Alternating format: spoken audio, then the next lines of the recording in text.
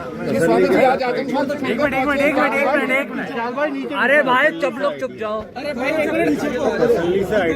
और नीचे करो अरविंद भाई, अभी नहीं पहुंच रहे सुरेश भाई।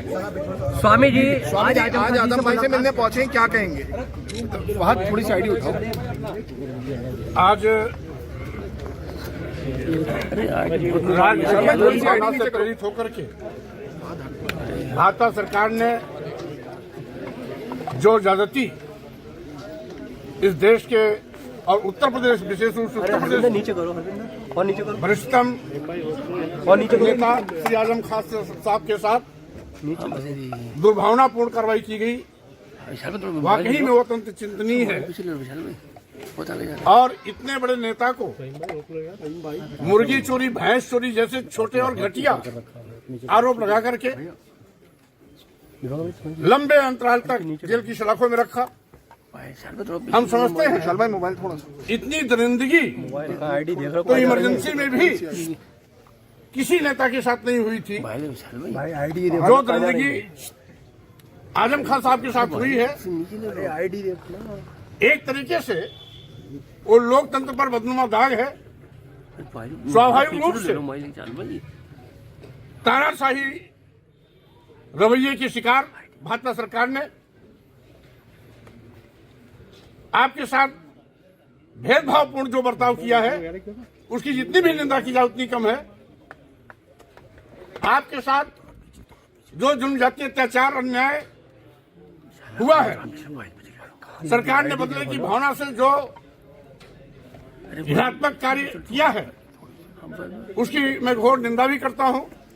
और आज की ये मुलाकात विशुद्ध रूप से औपचारिक भेंटवार्ता है, क्योंकि लंबे अंतराल के बाद माननीय न्यायालय द्वारा जमानत पर आप जेल से बाहर आए हैं।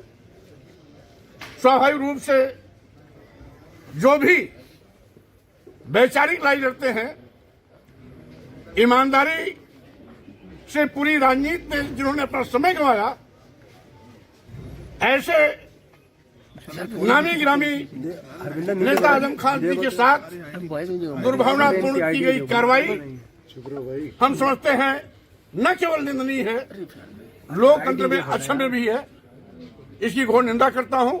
और साथ ही साथ भाजपा सरकार जो आज बीज बो रही है, जो बदले की भावना से कार्रवाई कर रही है, हम समझते हैं बदले की भावना से कार्रवाई करने का लोकतंत्र में कोई स्थान नहीं है।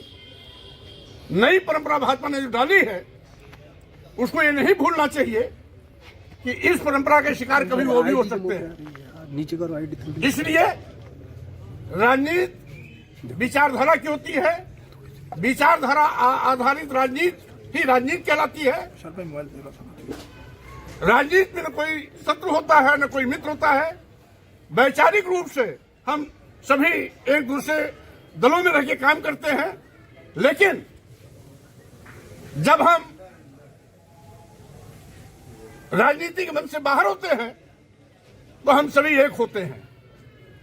लेकिन जिस तरीके से भाजपा ने शत्रुता निभाई है, दुश्मनी निभाई है, व्यक्तिगत दुश्मनी निभाई है, वाकई में ये सरकार ने अपनी गरिमा गिराई है, अपनी गरिमा के विपरीत आचरण किया है। जितनी भी निंदा की जाए उतनी कम है। स्वाभाविक रूप से आज मैं आजम खान साहब से, जो वरिष्ठतम नेता है, असेंबली में लंबे अरसे तक, 1 दर्जन बार तक जो विधायक रहे हैं, राज्यसभा लोकसभा में सांसद रहे हैं, जिनकी इतनी लंबी राजनीति रही हो, उनके साथ जो घिनौना कृत्य किया गया है, वाकई में दुखद भी है, निंदनीय भी है और लोकतंत्र में यह कलंक भी है। हम समझते हैं भाजपा सरकार को ऐसी घटिया हरकतों से बाहर आना चाहिए।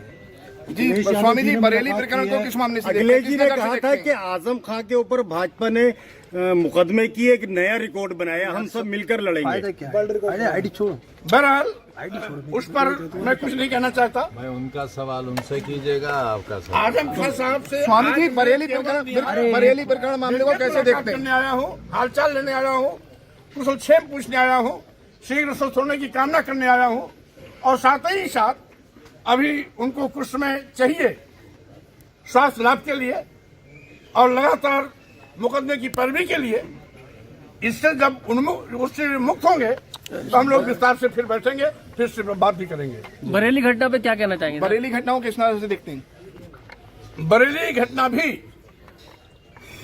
सरकार की एक सोची समझी साजिश के तहत, जैसा कि वो हमेशा हिंदू मुस्लिम मस्जिद मंदिर मुद्दा बनाए रखना चाहती है, उसी के तहत भाजपा की साजिश के फलस्वरूप बरेली की घटना में जो भी घटित हुआ है वो भाजपा सरकार की देन है। बुलडोजर कार्रवाई पे क्या कहेंगे? अरे बच्चों, अब ये बहुत पुराने सवाल